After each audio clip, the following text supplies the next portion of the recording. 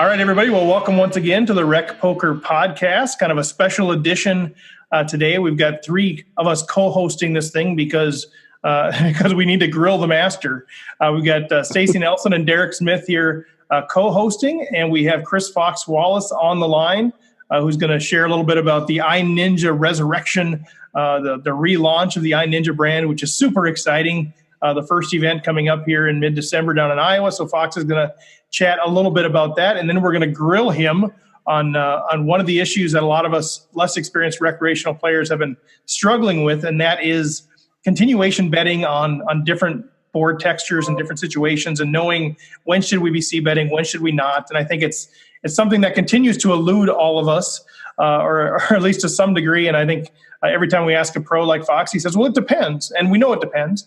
So we're going to dig in a little bit further into why it depends, and it depends on what. But first, just a quick thank you to all of you guys who are supporting us on Patreon, who've been participating in the RecPoker training stuff.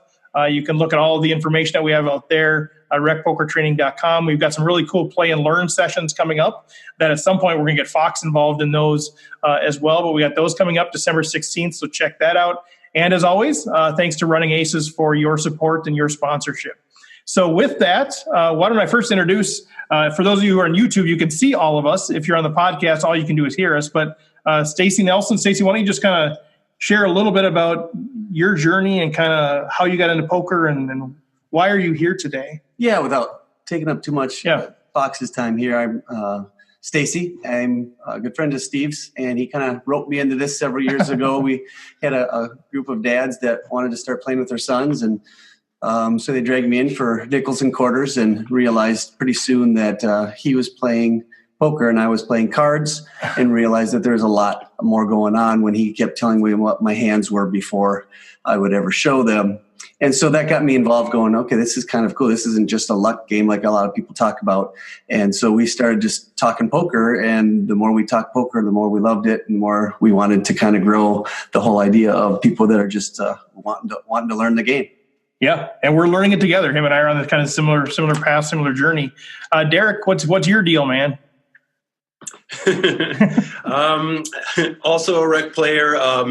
Been playing for about 10 or 12 years, and just started with friends like everybody else, and kind of started to realize over time that, much like Stacey, there was a lot more to the game than I thought there was the first couple of years of playing, and had a couple good scores, tournament success here and there, and recognized that I really enjoyed the game and the psychology of the game, and in general, and just competing. I was an athlete growing up and through college, and eventually you can't compete that way anymore, but you can play poker for quite a long time, and I hope to. So I had a chance to come across the RecPoker podcast and meet Steve, and it was kind of similar to something I had brewing in my mind for quite a while, and I was like, oh my gosh, this is exactly kind of what I was thinking. So I had reached out to you, Steve, and ever since have been a supporter, a listener, and glad to take part in anything possible. So, and more than that, a pretty significant contributor too. So thanks for all of the contributions that you made on that deal. It's kind of fun to have this community that's growing, kind of learning the game together, and you're a big part of that. So thanks, Derek. Yeah, thank you. Absolutely. Yeah. All right, Fox. Well, we had you on a little while ago to talk about some rumblings of the iNinja Resurrection, but now it's here, man. It's upon us. We're on the eve of the greatness of the restart. So tell us a little bit about, you can give us some background if you want, or just kind of go forward, but what are we talking about here? Yeah, it is finally the real deal. And we have a couple of other big announcements coming. 2019 is going to be a big year. We have a number of significant events that are going to happen in 2019. But the event that's coming up are our actual resurrection. The zombies come back to life in their ninja uniforms. We just got the resurrection chips, which are going to be what people use to turn in to get their life back. I just got a picture of those, and they look great. So I'm pretty happy about it. We're going to be at Diamond Joe on December 15th at noon. And the resurrection concept, when you go broke, you turn in your resurrection chip and you get 20 big blinds at whatever level you are at. So if you go broke, if you don't go broke until heads up and you go broke, you get 20 big blinds and the guy's got to bust you again. So when you use your when you use your last chip, when you put your last chips in the pot is really important. And it brings up all kinds of interesting poker questions about, the blinds are going to go up in 4 minutes and I have 4 big blinds left and I have 2 queens. Right. Should I go all in here? Lots of interesting questions there, because if you wait, when the blinds go up, you get 20 big blinds at a much, at the higher level. So that's super interesting. Because but if you can hold up with your queens, then you can maybe survive another level or 2, before you have to use it for the next 20. So certainly interesting conversations there. And you said something else on one of your other, I think when we were chatting or whatever, about even just being at the final table or getting down to the final 5 or 6, if somebody has that chip, and how does that impact how you play? Yeah. What you'd love to be the only guy left with a resurrection chip with a good sized stack at the final table, because you just pound, right? Really went over that table. Yeah. So what was sort of the idea behind that? What did you, obviously the resurrection thing is because the rebrand, the brand sort of resurrecting a phoenix out of the ashes sort of thing, but did you steal this concept or borrow this concept from somebody else, or were you and Soja and Jordan just sitting around brainstorming with cocktails some night and came up with this scheme, or how'd you come up with this idea? The latter is exactly how it happened. Oh no. The 3 of us sitting around with cocktails brainstorming was exactly how it happened. But we're not the first place to ever do anything like this. The World Series had a triple bullet or something kind of event a few years ago that I played, where you got 5,000 in chips for each of these little chips that you turned in, and you got 3 of them, and so you could use them at any time, including when you went broke. And I didn't think as interesting as this. I thought it might be more interesting, but it really wasn't, because you didn't have to go broke to use them, and most people just bought in and dumped their 3 chips down and got all their chips right away. It's certainly, things kind of similar have been done before, but I've never played anything quite like it. And it was just how do we celebrate the resurrection, and how do we get a tournament that's themed like that? And when we came up with the idea, we all play tournaments pretty seriously, and we all thought that would be really fun to play. Yeah. So talk a little bit more than just the logistics of it, where it's at, what time it's starting, the date, the buy-in, all that kind of stuff. We're at Diamond Joe's in Northwood, Iowa, which is right on the border of Iowa and Minnesota, and it's right on 35. So from the Twin Cities, you just get on 35 and drive south till you cross the Iowa border, and you get off at the next exit, and you're at Diamond Joe's. Really nice place. We did an event with Next Level, which is kind of the iNinja parent company at this point, there last year, and we really liked it. It's a fun place, and it's the closest place to the Twin Cities to play No Limit Hold'em. So a lot of people head down there. They tend to have big bad beat jackpots, so a lot of people head down for the weekend and play and chase those jackpots. But the games are great. The table games are great. I know some people from the Twin Cities who really like to play craps, and there's a lot of dice games at Diamond Joe's too. So it's worth the trip. We'll be there December 15th at noon, which is a Saturday at noon. Late entry for at least a couple of hours. I should look that up. Probably a thing I should know. This one's kind of been Soja's baby because he lives in Minnesota and I live in Vegas. So he's handling this one a little more than I am. But it'll be late entry for a few hours. It's 100 plus 5 plus 25. So it's $100 buy-in. There's no rake on that. And then $5 for the dealer add-on, and then $25 for the resurrection chip. So it's 130 basically. Yep, for 12K, yeah. For 15. Oh, okay, it's 12 plus 3. Okay, gotcha. Yep, 12 plus 3, yeah. I'm looking at the flyer right now, but I've just learned how to read, so I'm kind of working through that as we go. Good for you. Yeah, it feels like it's about time. Yeah, literacy's huge. That's what I've heard. I went to Rwanda and they inspired me to learn how to read. So that was good. So 12,000 starting stack plus the 3. So 15,000, 20-minute levels, which is, we're at 15,000 chips, 20-minute levels for a one-day event. That's not so bad. It's, as a tournament player, I kind of look at each of these things that we put out and kind of like, I try to look at it from the critical perspective of a player. And at first, when Brian sent me the idea of 20-minute levels with all the levels in there and the big blind ante structure, I thought that's a little faster than I would like. But it's a $130 event. What are you going to do? Well, and I realized with 15K starting at 100, it's actually not a bad structure with 20-minute blinds. But when you add in the resurrection chip, it's a fantastic structure. It ends up being equivalent to a half hour or more structure because so many people are, everybody's going to have that resurrection chip. So everybody's starting with, a minimum of 17,000. If you go broke the first hand, you get 2,000 for your 20 big blinds. But if you, go broke in level 15, you could get 100,000. And so it actually adds a ton of chips to the structure, and it makes it probably equivalent to half-hour blinds. So it feels like in those structures, it feels like generally, at those stacks that are running aces, you kind of get to that, half the field around blinds at 500 to 1,000, somewhere in that range. So if you kind of use that as a general average, then people are on average getting 20,000 more chips. Yeah, that becomes a decent starting stack. And it's a lot of chips in play, especially if you can draw good. Absolutely. The only question becomes if they have enough chips. If if you get to heads up and both people are, both people have their chip and then they're both turning it in when you're at 120,000, 240,000, some crazy thing. Then the house has got to go get a big pile of chips from the back. I would like 4 million chips, please. They're using checks. Yeah, you can bring. Don't you have some iNinja or some next level plaques or something that you could bring? Yeah, we'll just write IOUs. Right, exactly.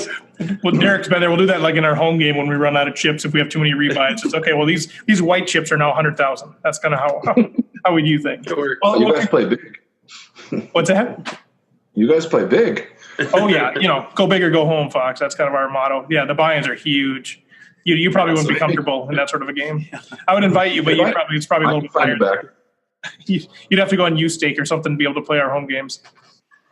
Yeah, no, I can definitely find a backer. Just invite me, and I'll. I wonder what your markup would be in our home game. We had Max Havlish came one time and just ran us over. It was really sad. So he's probably getting about 1.8 markup or so. Anyway, congratulations on the relaunch of the Ninja brand. Anything else kind of going on that you can share yet? I know you've got the big year coming up. Anything you want us to know about? How do we follow you on Twitter or Facebook? I know you got a few different Ninja handles. Kind of tell us how do we plug in now, or how do we re-plug in with iNinja? iNinjaPoker.com. We had to threaten to sue someone to get that domain back, but we got it. At iNinjaPoker on Twitter. You can like us on Facebook, facebook.com/iNinjaPoker. And then you can always find me and ask me any questions you have. Or Soja loves to ask questions and buy drinks. So if you see something, ask him any questions you have and also have him buy you a drink. And can we tell him? All be at the event as well. Okay, and we can tell him that you told us that he would buy us a drink, right? That's kind of for all of our listeners? Absolutely. Yep. Definitely. Okay. All right. Well, good. Well, unless there's anything else on there, why don't we shift gears to some strategy talk? Or did you have anything else you wanted to share about the tournament or iNinja or next level? No. Let's see if I can make myself useful. All right. Well, you already have. So we'll see if you can make yourself more useful. So this is obviously poker is an incredibly complex game, but this seems to be one of those things that keeps coming back as a question that I get a lot. I struggle with myself playing, but I also get this question a lot. And it really is around, I've got my pre-flop ranges defined pretty well. And so I open pre-flop, whether that's, let's just say for the sake of argument, I open, middle position pre-flop. There's no other action until a blind calls me. Somebody calls me out of one of the blinds. All right. And now what do I do when the flop comes? In some cases, obviously you don't hit the flop. In some cases, you already have a made hand and the flop is good for you. In some cases, the flop is really bad for you. You don't hit anything at all. And I think we struggle with, what should be our framework for that?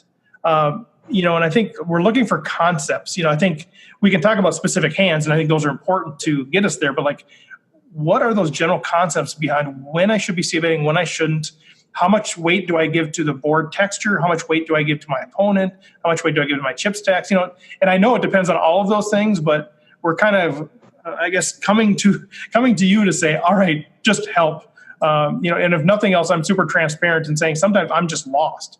It just feels like, I'm just making the wrong play all the time. It feels like in some tournaments, I'm c-betting when I shouldn't be, and I'm not c-betting when I should be. And maybe that's just variance, but sometimes I just feel lost. And love to start the discussion there. I'm sure I can help with a lot of those things. It is tough to get really good at poker without kind of continuous change. You know, the reason your game has improved so much is because you're always looking to learn the next thing and move on to the next thing, you know, the constant study. But it is frustrating because you start off with learning, you know, here are my pre-flop ranges. I'm always scared when somebody tells me I have my pre-flop ranges down, because that'll get you stuck in kind of the mid-level of poker understanding, because you really need to be altering those every hand and looking at what you can attack and who's likely to attack you and all the situations that come out of that. So I just wanted to say that so that you're aware that there's another step that you have to go, and when you get to that next step, you're not really thinking about pre-flop ranges at all.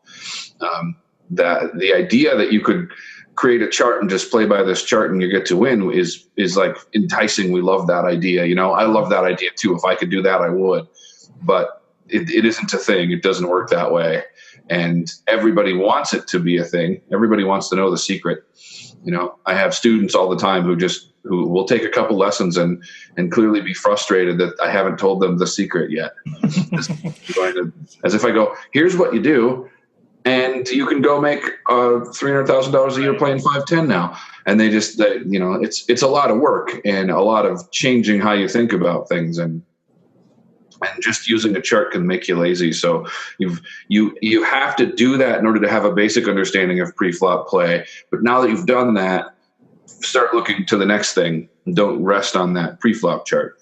So you would say, because some of that, you know, I know you had that in your book, No Limits, what they did with Adam Stempel and those sorts of things. So the idea is that it's okay to have those, but really as a default sort of starting point, sort of template, don't get married to it, I guess, right? Because you still would argue that there should still be some structure of your pre-flop ranges, right? Like there's certain hands that I know I'm going to raise with, certain hands I know I'm not going to play. Or is even that up for debate? Even that is up for discussion. Yeah, okay. And you'll notice if you look at the pre-flop starting hands chart in the book, Adam did all the graphics, and he did this really well. Got all blurry? Where it gets all blurry in the later positions. We had a number of people call us and ask us if it was a typo or something. I'm sure. And it's not. Even though you write right in there, you say right in there, it's intentionally getting blurry. Yeah. Absolutely. In later position, really the chart kind of goes out the window. We provide a pretty specific way to play in early position because there's so many people to act behind you, you can't be as flexible. But even then, my range has changed significantly. You know, last night I played in a game where at one point I was probably playing 50 or 60% of the hands, and 3 or 4 hours later the game completely changed and I was probably playing 12% of the hands.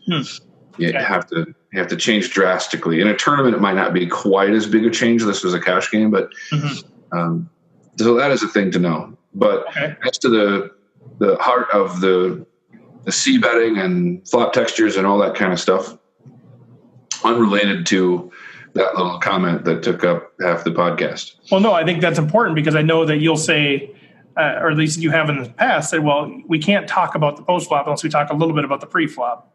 You know, it all is integrated. It all works together. So I think that's good to at least start with that assumption that you're making there. So when you're feeling lost, it can be from pre-flop play. You know, it can be that you didn't think ahead enough pre-flop and you got yourself in a tough spot. But often it is just that you don't know which factors to weigh. Yeah. And you know, they're all factors that work with each other. You're considering all of them and you're not really weighting them. At least I don't see it as much weighting them as considering each one, because some of them you'll throw out entirely, you know, depending on the hand. But if we get the flop texture doesn't matter very much if we don't know our opponent's range. Now, you will have game theory people, and I know that, you know, I'm kind of people kind of think I'm a game theory guy because I wrote about game theory for Bluff Magazine for a long time, but I'm really not a GTO style player. I've learned to be very exploitive and not to worry as much about playing unexploitable, and it's made me a lot more money. So when I think about flop texture is not as important unless I know my opponent's range. So those two things work together, and those are the two things you're worried about in terms of understanding, how often they've hit that and how they're going to play against it. Then you're worried about stack sizes, because it doesn't matter, what his range is. If you don't know his stack size, it's going to be very tough to play against him. It's almost like everything is necessary, and you have to think about each of them, and unless there's a reason to throw it out. So none of them are kind of twice as important as another in my mind. You have to know all of them. And then once you know them, you can think about how they affect the hand. So if you raise with ace king for middle position, the button flats and the big blind flats, and they're both, fairly deep stacks, but the button is 106 years old and has a John Deere hat on, and the big blind is 22 and has a Swedish accent and a 3-bet hoodie. These are very different people, and they're going to have very different ranges, even though they've kind of done the same things. And then when the flop comes Jack, Jack, 5, and let's switch the positions. Let's say that the button is the old guy and the big blind is the old guy and the button is the Swedish kid. The flop comes Jack, Jack, 5. You can lead into that flop because often the Swedish kid, now he's stuck between you and the old guy, and he can't get as frisky as he normally would because there's still someone to act behind him. If we switch it and put the Swedish kid in the big blind, now you may not want to c-bet, because if you c-bet, the old guy is usually going to fold.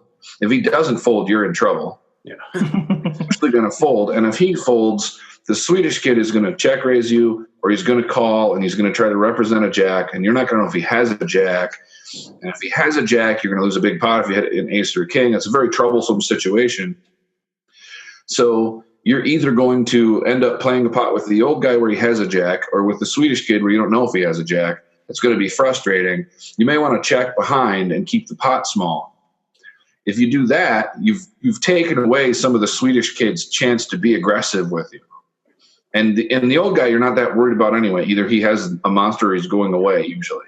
Although that's not always true these days either. I was in Council Bluffs, Iowa, and out on break from a tournament, and I heard two old guys talking, and the one guy said, "Well, I just check raised the turn. That's just what you do these days. Because look at me, I'm old." And they folded.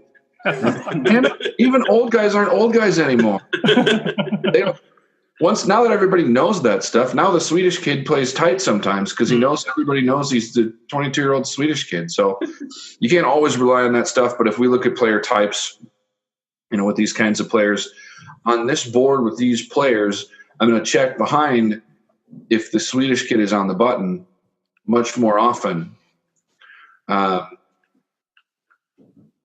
If the Swedish kid is in the blind, much more often. Even though I have position on him, I'm way more comfortable checking behind to see how things go. If he's on the button and I check, I could be getting myself in trouble. And if I c-bet, I could be getting myself in even more trouble. When he's on the button, it's a very frustrating spot. So is any of that check behind, say the Swedish kid, let's just call him Max Havlish just for fun, even though he's not Swedish. He always says he looks like the European kid. But let's just say he's in the blind. Is part of that checking behind with the ace king, I guess, is any of that sort of underrepresenting your hand? Or is it simply just pot control and not wanting to get pushed off a hand that has some equity and is maybe ahead? I don't think you underrepresent your hand a lot there, because I think a lot of people will check pairs there as well. I don't think it's going to significantly change how strong they think your hand is, but it does change what they think your hand is, and it gives you the opportunity to tell a lot of different stories without having to put a ton of chips in to figure it out.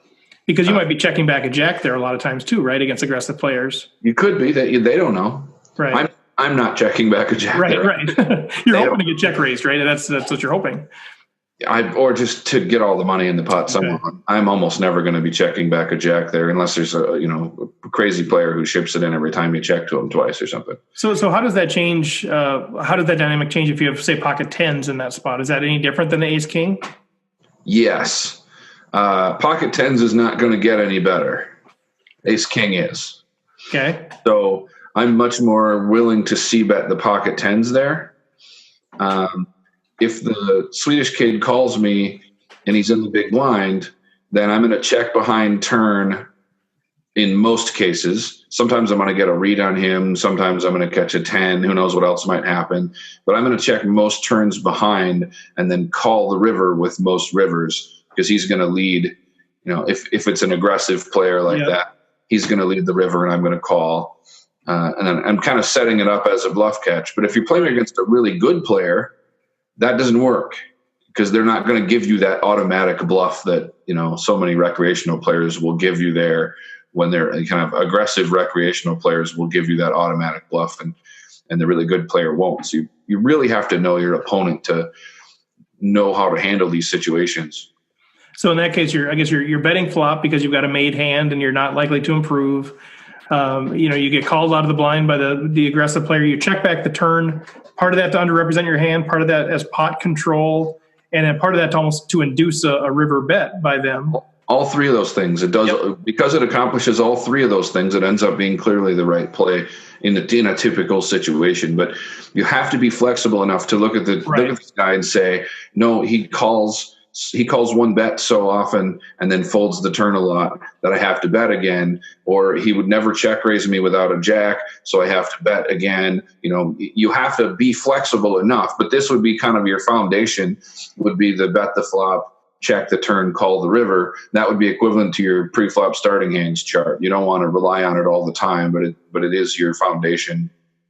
And then once I check back the turn there, I'm almost not obligated, of course, but I think the EV play is to probably call most rivers, right? Because they're probably going to fire unless it's really a scare card. I mean, because you've underrepresented your hand, you're sort of, like you said, turned it into a bluff catcher. That's sort of a standard approach there. Absolutely. You don't want to turn your hand into a bluff catcher if you're not going to call. Right. Exactly. Yeah. If you're checking turn to be able to induce a bluff, you have to be able to call, right? Okay. Right. But you have to reassess that bluff when you see it. I mean, if the river is the king and he suddenly bets twice the pot, you probably still have to fold because he's got to have it. He's got to have at least the king, but usually he has the jack there and he's betting twice the pot, hoping you have ace king. Yeah. Okay. Hey, Fox, could I ask a quick question real quick on that? With the tens, I'm curious because I feel like a lot of times rec players are told like we're not betting or checking or whatever to sort of see where we're at, but it feels like innately that's kind of why we are choosing to do what we do to see what the next action is. But I feel like I regularly hear that, that used to be a thing that you kind of, bet to find out where you're at or whatever action you take to see where you're at. And it seems like that's kind of frowned upon, but it also feels like most of the times when you hear people explain some of these situations, that's really what they are doing. And even kind of a bit of the way you describe playing the tens makes me think that that's a bit of what's happening. I've typically counseled against for years and years that bet to find out where you're at. That's an expensive way to get that information, and often you can get it cheaper other ways. It is a factor sometimes in weighing whether you bet or check or how much you bet.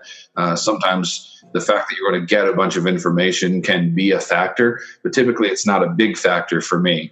I think with the tens, the reason we end up bluff calling the river is because we never do anything that tells us where we're at. If I bet on that board against a 22-year-old Swedish kid in a 3-bet hoodie, I know he's calling the flop all the time.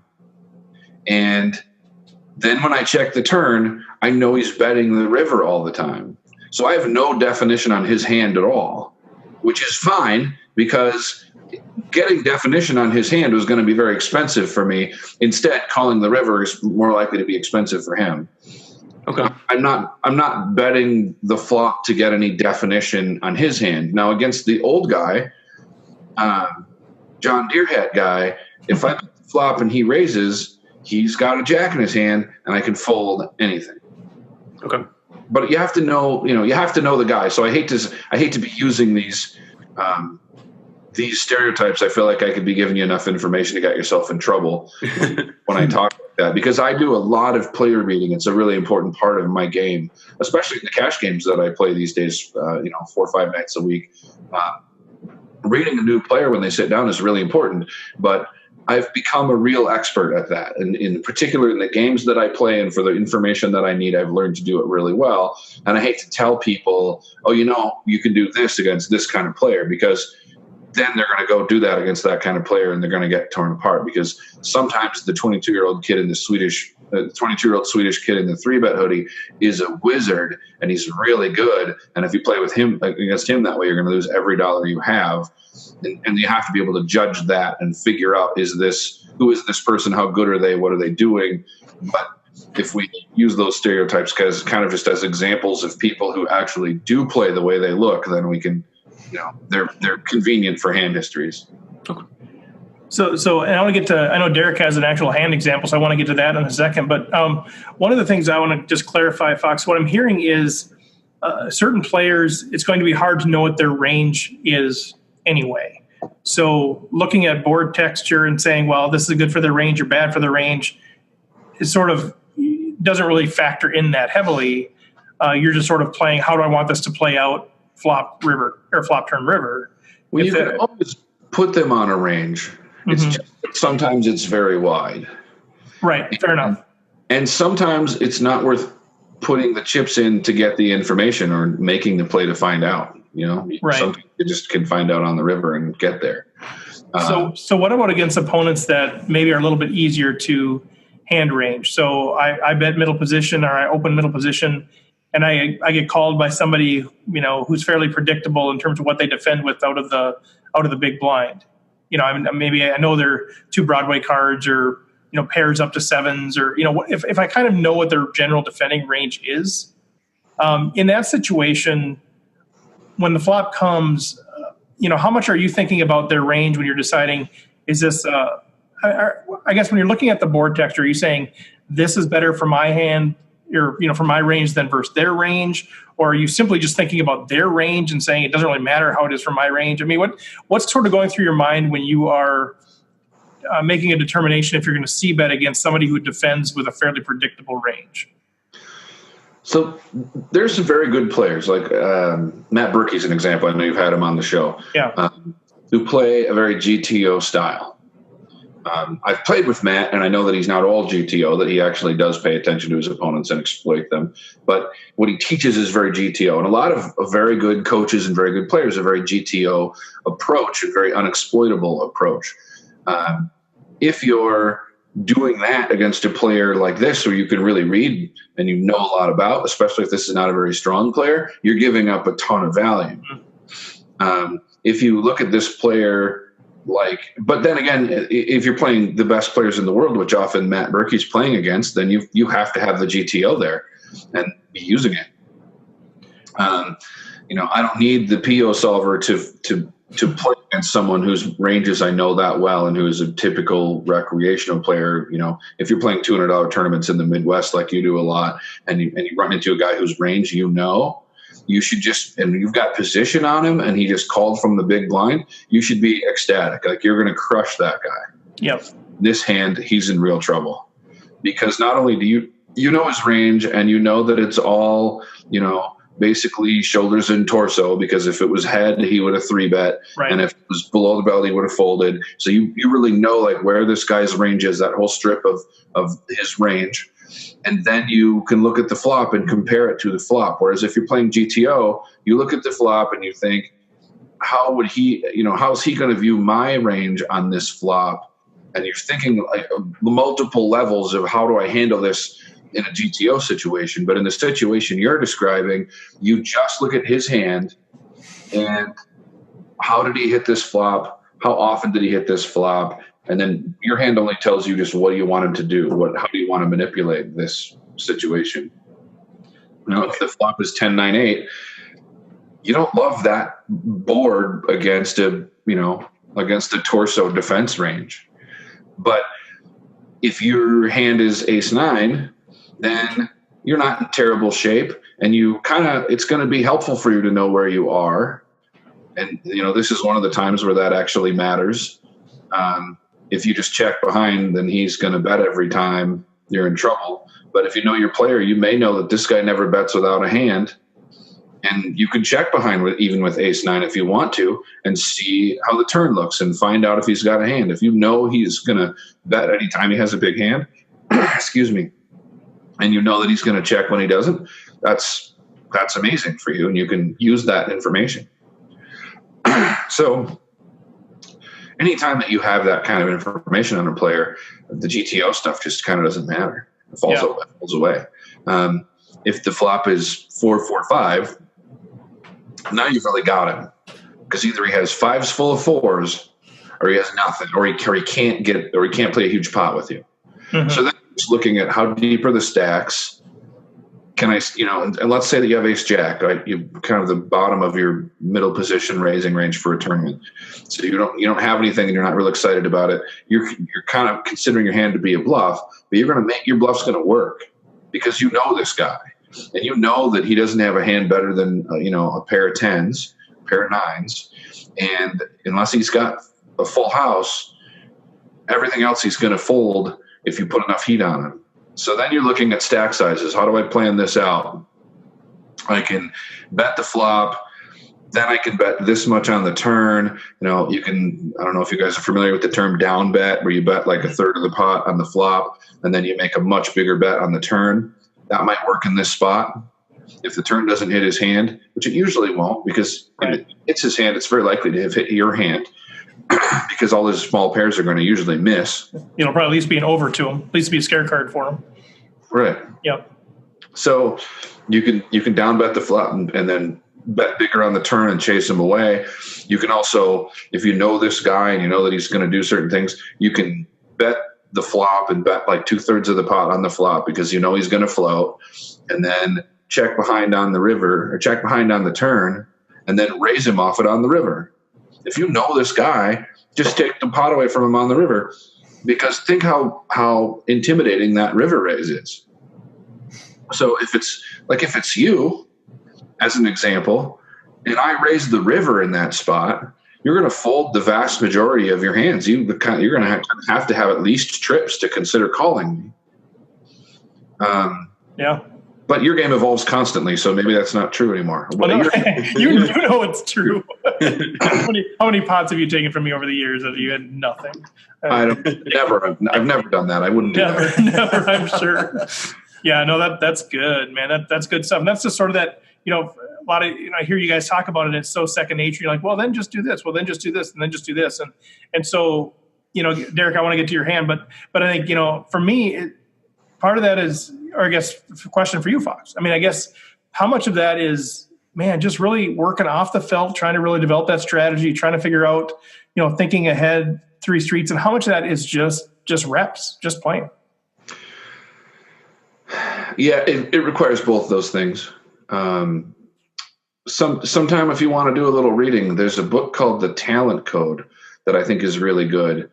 And it talks about this guy kind of went all over the world and talked to the best coaches in the world, and he talked about how to teach. And it was a thing that I read when I wanted to learn how to get to be a better coach, a better poker coach, and it helped a lot. And I also saw it in my past martial arts teachers. As I read this book, I thought, oh, that's why this guy was so good, because it turns out that the way that you teach someone to do something well is to have them do it, correct whatever they did wrong, have them do it again, correct whatever they did wrong, have them do it again. That kind of repetition is what works. You don't have someone do something wrong 100 times and then critique it. Mm-hmm. And you don't give them lots of explanation about how to do it correctly and then have them do it once and then give them an hour of explanation again.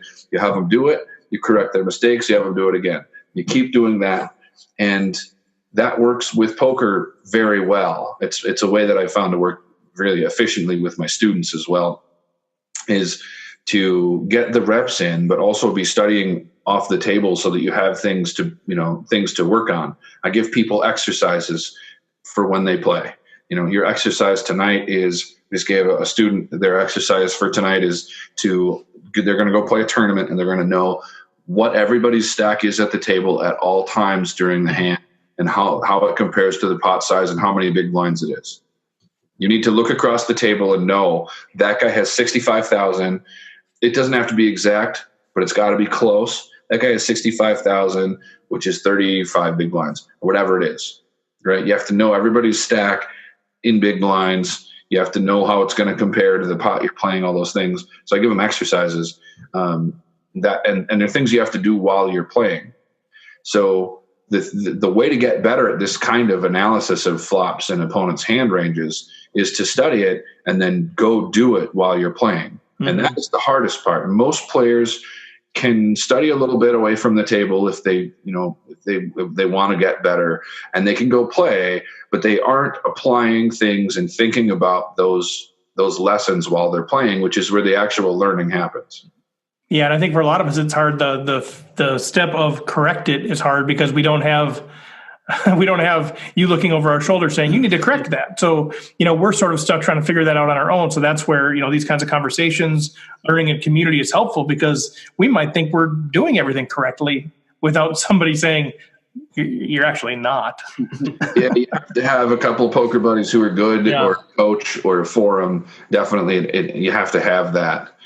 I've had I can't tell you the number of students I've had where I know what their problem is. I can tell from the sound of their voice, from their demeanor. I can tell that for example, that they are too scared.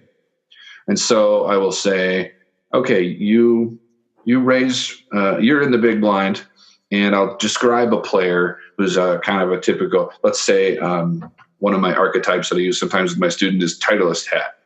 Right? And it's like middle-aged, wearing golf gear. They're very competitive. They tend to play fairly well, and they're aggressive and sticky, but fairly tight. And they will exploit whatever weakness you show them. So I say that guy raises the button, and you're in the big blind with ace-7 of clubs. What do you think his range is on the button? And the replies I get are crazy in terms of how strong they make this guy's range, so they don't have to call. And if I say like ace-7 offsuit, suddenly this guy's range is like super strong, so they don't have to play ace-7 offsuit out of position because they don't want to. And then I'll say, well, okay. They'll say something like, oh, ace-10 are better, 7s are better, and king-queen. And I go, you think he's going to open fold 6s? Yeah. Oh, no, I guess any pair. You think he's going to open fold ace-deuce? No, I guess any ace. Right. Open fold king-9. Oh, right. His range is pretty wide there, isn't it? Jack-10 suited, right, yeah. Yeah. You think he's open folding 4-6 of diamonds? Right. Never. So all this range is 8 times as big as they thought it was. It's hard to not let that the psychological stuff affect how you're reading those ranges. So then, being able to bounce that off somebody is the only way that they're going to get that kind of information, because otherwise they're going to be thinking that's what his range is and folding, and they're never going to see his hand, and they're going to be doing the comfortable thing, which feels good, which is folding the stupid ace-7 offsuit and not getting in trouble. And that's exactly, it's a thing that you keep wanting to do because it worked psychologically, because it made you happy. You get the cookie, right? You get the cookie. Yeah. I made a good fold. Yeah, and if you don't have somebody telling you that's wrong, you could end up doing it forever, which is how some people are, play for 30 years and they're still bad. Yeah. You have a hard time talking about how it really is, right, Fox? Hey, so we just have like 10 minutes left, and I wanted to, I know Derek had a hand example. I don't know, Derek, if you still have that, I'd love to have you kind of throw that out there.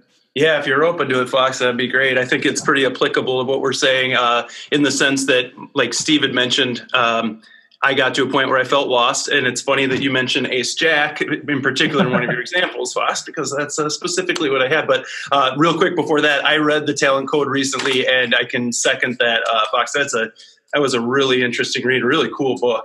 Yeah. All right. Well, one thing that I definitely think that some rec players struggle with, and myself I'm sure too at some point, and maybe still, is they'll say something like, what do you think? I shoved 15 big blinds with Jack-9, with one raise in middle position, and that's it. And there's really no composition to the hand. And so I apologize if it feels a little aggressive, but I think that as players, if we want to be able to get better results and learn from players that are better than us, you have to have greater detail than what you're providing when you kind of walk through a hand history, or else you're kind of just looking to sort of have someone go, yeah, I think I would have did that too. Oh, good. I feel all right about it. So the hand here was, we were six-handed, final six, final table, 5 got paid. The hero, I'll call myself the hero. I was chip leader with 220K, and the villain's got 160K. There are 2 stacks that are shorter, but they're not crazy short. And comparatively, we're all really short technically because I'm chip leader and I have about 22 big blinds. So really everyone is technically short. But in this instance, they're short, but not extremely short. So I said ICM is a thing. I'd like to, at a minimum, get to 5-handed, realize a 2.6x payout, and then go for the win. So blinds are at 5 and 10K, and I'm under the gun. The villain's the button. I have a snug image, but have built a bit of a big stack just because of an above average distribution of cards. So I don't know if villain is thinking I've been opening it up a lot lately, but really it was more so I just had caught an unusually nice streak of good hands. The villain's aggressive, capable, and sticky. And to note, he has opened jam no less than 12 times over the past hour. So I look down under the gun at ace jack off, and I open to the table norm of 22,000. I think that's pretty standard, I hope. There's 2 folds and the villain calls and both blinds fold. Now, when I say standard, I meant the sizing, but because I know there's definitely later, I'm wondering if it's better to just be open jamming that. But in this instance, that's what I did. There's 2 folds, villain calls. I did take note that the villain took what for him would be a non-standard action or choice in that it wasn't aggressive. He just called from the button. Yeah, he's got a re-steal stack. He should be repping most of his range, so... It definitely made me, it had me thinking he was really polarized in, does he have like aces or kings and he's really just trying to get me, playing it tricky. Otherwise, it really feels like he's got probably some pretty good, some garbage. So the flop is 10-7-4 rainbow. And I realize this is definitely better for the villain's calling range from the button. But I also think I'm still likely to be ahead here. And if I check and he bets, I can check call and see a turn. But if I don't improve, I'll have to give up and check fold probably on the turn. So I elect to c-bet and do so for about 40% pot to 24,000 and villain calls. Do we think that, in this instance, we feel all right so far? Tell me more about what you knew about this guy. You know that he's jammed a bunch of times, but you've been playing with this guy. What do you think that he's flatting here and then folding a lot of flops? Is he actually doing that? Because some players aren't doing that much. Is he flatting king queen here? Because that's the kind of hand that he would usually. I would expect most players like this to jam over a raise, and so I would say he's either got aces or kings. Probably aces being a lot more frequent than kings because people are afraid to do this with kings more often. Or does he have a pair of sixes? And if he's got that kind of range where he's got it's all head and feet, where he's either got a really strong hand or he's got a very speculative hand. All the very speculative hands have kind of flopped a little something. Either they've got a pair and they think you've got 2 overcards, or they've got some kind of inside straight drawers. They've all got a little something. Yeah. But if he's the kind of player who could have, ace 9 or king jack here, which would be really bad if he's he's terrible if he's playing king jack this way in this spot. But if he's that kind of player, then you c-bet. But if he's the first kind, then the c-bet's it's a pretty tough spot to be c-betting and to be putting that much of your stack in the pot when you're likely abandoning it on the next street because he's not folding. And you may be better off checking and reassessing, and you could always check jam here. You've got the chip lead. You're going to be scaring him. If you lose, you're going to be hurting, but you're still going to be alive, and you're going to have 2 overcards when he calls, and he's rarely going to have a good enough hand to call unless he's got aces, and you've got an ace blocker. Yeah. I think specifically what you said, the first part, I thought of that because I had wrote here at this point, I take note that the villain is very capable of floating, and I think he'd be looking to steal the pot if I don't, if I check it, I think he's going to be looking to steal that then on the turn for sure. So I think he's capable of floating, and because of that, I I guess I thought, I said specifically, if I turn a jack, then I'm probably going to look to check to induce just that exact same situation. But in retrospect, and with what you just said, I did wonder later on in my notes I had wrote, I wondered if checking right there would have been better on the flop. So yeah, if you check to him on the flop, it's got to make him think as well. And if he's the kind of person who will automatically bet there, then a jam will get folds often enough combined with your 2 overcards equity to probably make it profitable. Okay. With CM stuff, though, I mean, that's an iffy play. A little earlier in the tournament, I might be a little more willing to do that. Okay. But with the ICM stuff meaning so much right now in the tournament, it's hard to say if that's the right play or not. So, and some of that is knowing the ICM versus your skill level. How much does ICM mean to you right now? Are you the best player at this table? Are you gonna win this thing like very frequently if you don't take any gambles?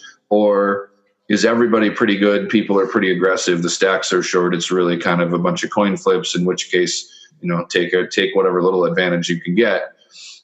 So I mean, it depends on how you feel about your skill in that tournament.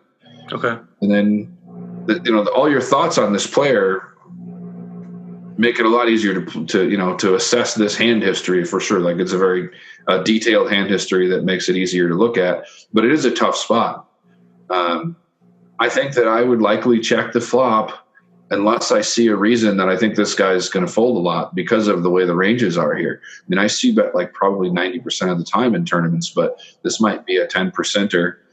And this is another reason to really learn to watch your opponents, because if you watch this guy watch the flop instead of watching the flop yourself, you will often have a good feeling about whether you should be betting here or not. Okay. And that makes life a lot easier. Yeah, that's a tip from you that I've heard you say before that I've tried to integrate in my game as much as possible. And I certainly don't want to be the first one looking at the flop. So I have to consciously be like, don't look, watch them. You can make a game out of it. I mean, make a game out of it, just like hand reading, where you kind of play guess the hand, and you can, I got better at hand reading fast when I started playing guess the hand for $5 a hand with a buddy of mine while we were watching people play poker. Like that helps you get better fast. And you can do the same thing with watching people watch the flop. You don't feel this desire to look at the flop and like having to make yourself look at them if you're watching them thinking, did this guy hit it or not? I really want to know if this guy hit it, and I want to find a tell on this guy. I want to find one tell on each person at the table.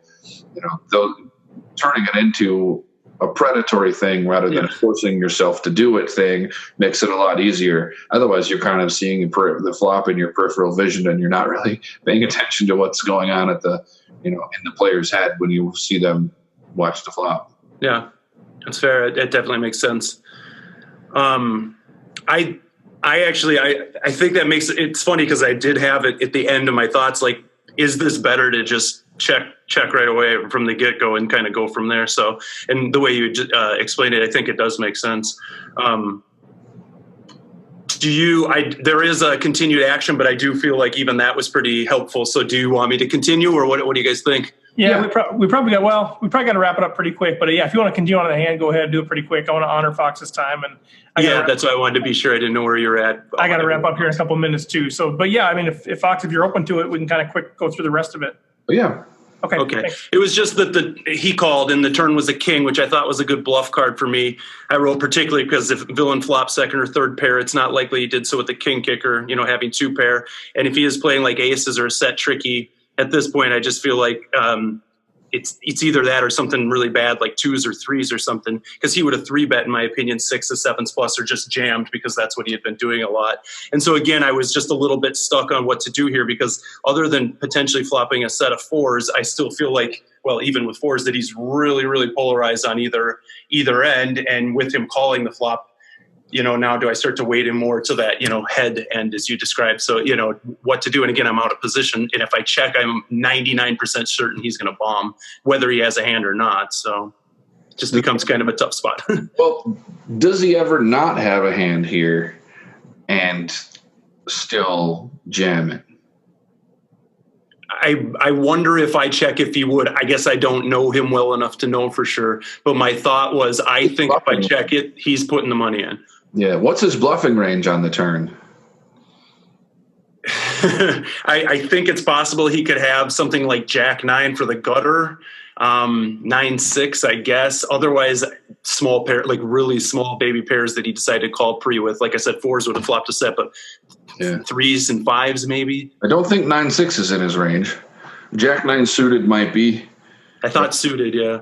But otherwise, with a lot of those hands, I think he may check behind.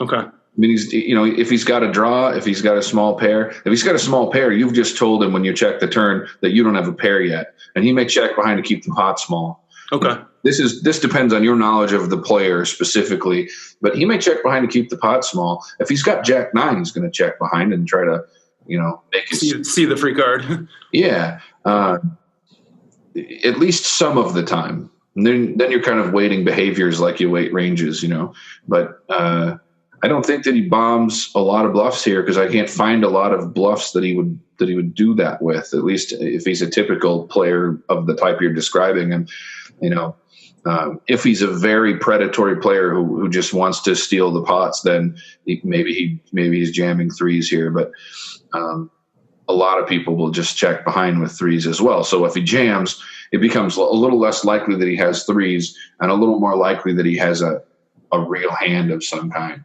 Okay. And given the ICM, it really is. It's really risky to put more chips in here. Yeah, I understand that. That makes sense. It's frustrating to bet flop, check, fold, turn because you feel like you've been taken advantage of. But in this case, not necessarily. And the ICM kind of means that since he's got position and he's willing to put chips in, that he gets to take advantage of you right now. And later, when you have kings, you're going to get all of his money because you're going to bet flop, check, turn, and get all of it there. It sometimes helps to think about how to exploit the way someone behaves and to realize that this isn't the time, but there is a way to do that. And the way to do that is to fold now and get him later. Reinforce that behavior then. Yeah, or the way to get him is to check raise the turn, or the way, all the different ways to exploit that behavior. But that's hard stuff to find in your head at the table. When you're in the middle of it, it's harder to find. So I often just think about how would I advise myself here, and kind of picture yourself standing behind the table, like what would I tell myself to do if I were watching from a distance? And it's easier to see it that way, or think about what would Ivy be telling me to do right here? And then, sometimes the answer comes to you that way. Okay. Well, I thank you a lot for listening and kind of walking through it with me. So. No problem. I love the super detailed hand history. Oh, thank you. Good stuff, man. It's, part of that, what's he calling behind with pre-flop? What's he calling with on the flop? It's just sort of weird that he ends up putting in a quarter of a stack or whatever it was on those 2 streets without ever coming back over the top. I don't know. That's it. I'll send the rest to you sometime, Steve. See what you think. Yeah, and I think that's where one of those things. I think that I always think about what are some of those spots that have always made me feel uncomfortable, and then trying to do that to other people. And then one of those things is when people are just floating behind you. You don't know if they're floating you or whatever, but they're not folding, they're not raising, they just keep calling. Throughout the course of the tournament. I think as a rec player, that in the past has always made me very uncomfortable. Now I've sort of learned some tools around it, but I think that's something that we all sort of struggle with. Is like, what do I do with this guy? Like, is he just floating to steal it later? Is he, does he or she have a monster that they're just trapping with? Are they on some kind of a gut ball, a gutter straight draw, and I should be pounding them? It's very unsettling, and that's why. Part of what I love about Fox's book about pre-flop opening ranges, and how they're super tight early and then they loosen up later. It's just that power of position. And I think some people don't understand all of the elements that position brings. One of those being, if you're in position, you get to avoid being floated, at least in position, a lot. And you can decide if it's going to be a free card or not. And so I think those are so many of the elements of position that people don't realize when they're deciding what hands they're going to enter pots with. So go ahead. One of the ways to deal with that kind of frustration is to watch the players that are playing the most hands with you closely all the time. To learn about them. The people who aren't playing any hands, you don't have to worry about them. The people who are playing tons of hands and have position on you are the people you need to know about. And you can usually figure out, are they floating lots of hands because they're willing to go deep into pots and they're willing to put a lot of chips in? Or are they floating lots of hands, trying to steal them, and then they'll back down if that doesn't work? Are they predictable? Are they always going to call flop, bet the turn when checked to? Right. Are they, or sometimes they're going to check behind, and if they're mixing up their behavior, are they doing so correctly, and then maybe they're just a very good player, and that's a problem. But if it's a person who is always going to call flop and then fold turn if you bet into them again, and bet if you check to them, then that's bingo. You're going to own this guy, right? Yeah. Because now when you have it, you just bet flop, check, raise, turn. When you don't have it, you just bet flop, bet turn, and he always gives you the pot. You get the maximum value from him every time. You just have to watch them carefully enough to know how are these people behaving. Yeah. And if instead this is a person who, calls a lot of flops but then folds a lot after, then you just bet. And you use the down bet a lot because you get them to call even more flops with the small bet, and then get them to fold even more turns with the bigger bet, and you get them making bigger mistakes. Is this a person who believes you if you bet a lot and never believes you if you bet small, in which case you can kind of control how they're behaving, but in particular, when somebody's playing a lot of hands with you and they have position on you, you need to be watching carefully for these things and know how to own this person. That's so good. Yeah, it makes me think of, I've been trying to, as I try to take my game to the next level, instead of just taking an action, instead of deciding here's the right action to take, I'm trying to always ask myself or complete this sentence. I am betting with the intention of, or I am calling with the intention of, sort of having that mentality. So at least it forces me to think about, what do I do if I'm re-raised or whatever? And I think as I think about that, it's trying to lead me down a path of completing that sentence for other people that are against me. And I think that's kind of what you're saying. When people are calling behind me, sort of trying to figure out what is their motivation. Are they generally calling with the intention of stealing, or are they calling with the intention of hitting, or, what are they actually calling with? And so I think that's consistent, with what you're saying, is trying to go beyond just, they called me, to trying to figure out their intentions and their motivations behind that. And the good news is we're not playing chess. We don't have to think 7 streets ahead. Right. If you have 3 streets, the decision tree isn't all that big. You can actually think, I'm calling because I want, and then this is how I'm going to handle all these different situations. And then you can always reassess, constantly be reassessing, but call with the intention of, and then know, multiple streets ahead, how is this going to play out? How am I going to handle different situations that come up here?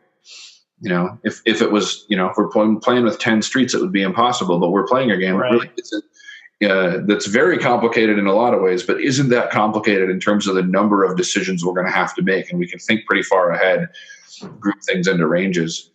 And I wanted to quickly make the point, when you're talking about dealing with ranges and flop bets, I often break ranges into pieces, and working on that skill set is really important. And so when you, instead of considering every hand, all the range, all the combinatorics, and how many possibilities there are, and all these things, right? This is the RecPoker podcast, not the Pro Poker podcast. Right. You guys aren't going to spend hours and hours with me on a spreadsheet trying to learn to do this for a living. Right. So as rec players, the best way to do it is to break the range into pieces that are the equivalent, the same equity against your hand. And that is a thing you can practice at the table and get very good at through repetition.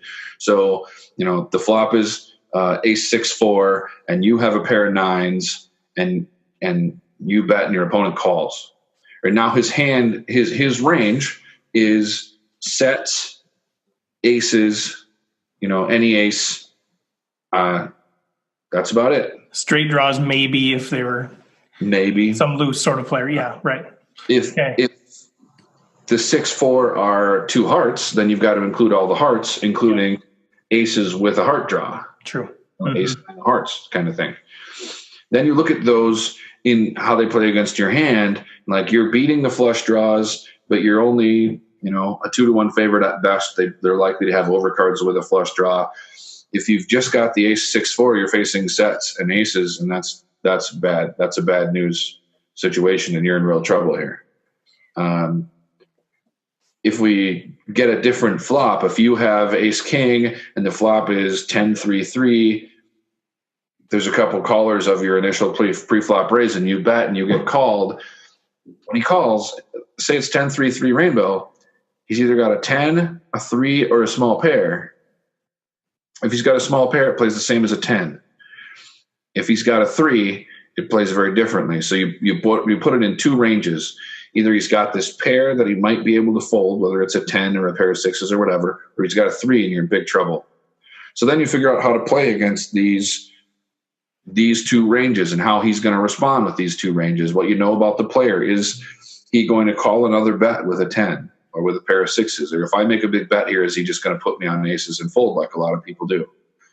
If he's got a 3 here and I check, is he going to check it behind or is he going to bet it? If he's got a 10, is he going to check it behind or is he going to bet it? And if you can answer some of those questions, you can know how to get away from the pot when he's got a 3 and how to steal the pot from him when he's got a 10 all the time, and break it into those two ranges and then knowing your opponent and how they will play with those ranges. So think about breaking the ranges into useful pieces, and that helps you play against people on the flop a lot better. That is really good. That is good stuff. Yeah, it makes sense. Yeah, fantastic. Well, I want to let you go, Fox. Derek, man, thanks for joining us. Stacey's actually running out to play the 6:00 tournament at Aces tonight, so hopefully we'll get some. Good luck, Stacey. Yeah, right. Into the ethers. I'll pass that on. To him. Fox, just as we close off here, curious. And obviously, just gold. And I know a lot of this stuff you take for granted, but for those of us are still learning the game, we're like, wow, this is so good. Are you currently? I know you're involved in a lot of things. You've got Next Level, you got iNinja. I know you've got a photography thing going. Project, and I know. Are you actively taking on students when you refer to your students, or are you kind of booked up there? Yes, I am. Since I moved to Vegas, honestly, since Black Friday, I've kind of been taking students. I haven't turned down a lot of students since before Black Friday. There was a time there where I was making enough money online, and students are a lot of work, and I had a lot of students approaching me. The hardest work I do is not poker. It's definitely students. It's because I feel like I have to be right all the time, and I have to make sure that it's hard work, and it's a lot of preparation to make sure that you give people the value for their money. But there was a time before Black Friday where I was making so much money online that even charging $150 an hour for a student and then some prep time, I was losing money. Yeah. But now that that's gone, I'm taking students, whether people want to fly into Vegas and do a day of lessons here, or whether they want to do lessons on Skype or Zoom. I really like teaching. It's just a lot of work, but since Black Friday and less people trying to play poker for a living because it's become harder to do. Now you have to play live. Then there's a lot more recreational students who have less time to take lessons. And so I'm not doing, I don't have students who are taking 4 hours a week anymore. I have a lot more openings, and I'm a lot more willing to do them. And I really like teaching. It's really fun. I just couldn't do it 40 hours a week. Well, I'll put a play. You're very gifted at it too. Every time I've ever talked to you, you're able to take these complex things and make them simple for us. So I appreciate that. So people, if you're out there, if you're looking for a coach, here's another option. Fox is fantastic. And every encounter I've had with him, a guy of high character, cares a lot about you personally. So I would highly recommend looking up Fox if you're interested in lessons. And I know, Fox, you and I have talked about doing some things more with the RecPoker training and that sort of thing. So we'll continue to talk about that. Maybe someday there's a future in doing some sort of a group coaching session if we can work out the logistics. We've got a lot of people that are going to hear this and be like, man, that is the guy that I need to talk to.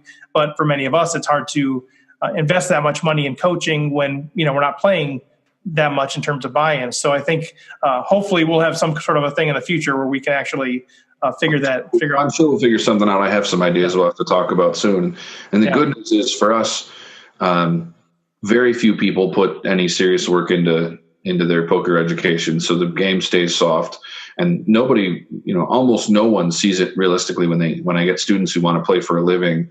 They think, I want to play poker for a living. I'll take a few lessons. Right. Right. Would you approach being an attorney that way? Are you kidding? What? You can't make real money doing anything without spending a year or two at least studying hard. Yeah. And spending some money on it. You don't just get, you can take a 9-week coding boot camp for 10 grand online and learn to code and make real money, but you're going to spend 10 grand. Right. Take 3 coding lessons and then you're just off crushing.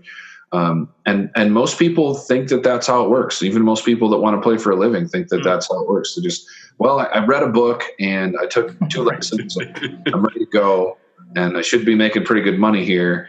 And then 6 months later, they're back at their job, because it doesn't work that way, But when people see it as, I can make a living doing this, or I can make a nice side income doing this, and this is all money invested in education that's really wisely spent, then they do really well. If you can spend, if you're paying me $100 an hour and it's increasing your hourly rate by 50 cents an hour every time you take a lesson, that's a steal, as long as you're going to play more than 200 hours of poker in your life. Right. Then it becomes just like an amazing investment. But luckily for us, most people don't see it that way, because I would hate if my hourly rate plummeted because everyone was good at poker and I had to do lessons all the time. Right. All right. Well, good stuff. Any final words, Derek or Fox? Just thanks. Yeah, thanks for coming on, man. I'll see you all at iNinja. Thanks for having me on. All right. Take care, y'all. Bye. Be well.